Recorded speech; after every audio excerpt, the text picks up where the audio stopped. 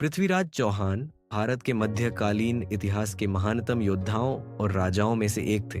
उनका जन्म 1166 ईस्वी में हुआ था। में अजमेर, वर्तमान राजस्थान में हुआ था।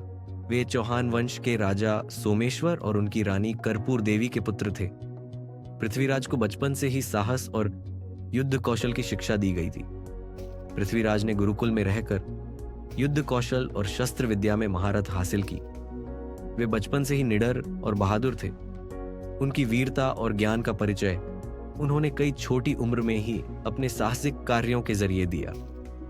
पृथ्वीराज चौहान ने केवल 11 वर्ष की उम्र में अजमेर के सिंहासन पर बैठकर शासन किया। उनकी प्रशासनिक और सैन्य क्षमताओं के कारण राज्य का विस्तार तेजी से हुआ। उनके नेतृत्व में चौहान साम्राज्य मजबूत हुआ और उन्होंने विभिन्न दुर्गों और किलों का निर्माण किया। पृथ्वीराज चौहान और कन्नौज के राजा जयचंद की बेटी संयोगिता की प्रेम कथा इतिहास की एक प्रमुख घटना है। जयचंद और पृथ्वीराज के बीच पहले से ही राजनीतिक दुश्मनी थी।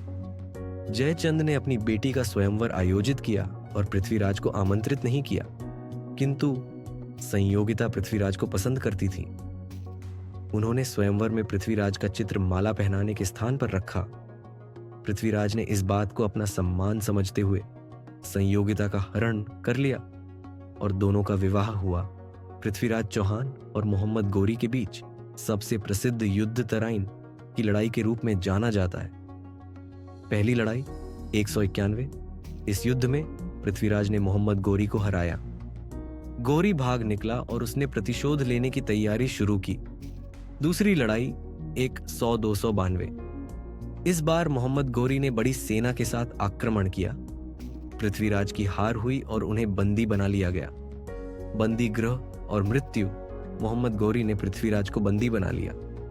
कहा जाता है कि उन्होंने पृथ्वीराज की आंखें फोड़ दी, लेकिन पृथ्वीराज की बहादुरी और कवि चंद्र बरदाई की सहायता से उन्होंने अंधे होने के बावजूद तीर से मोहम्मद गोरी को मार डाला। निष्कर्ष, पृथ्वीराज चौहान ने अपने साहस और बलिदान से इतिहास में अपनी अमिट छवि छोड़ी है।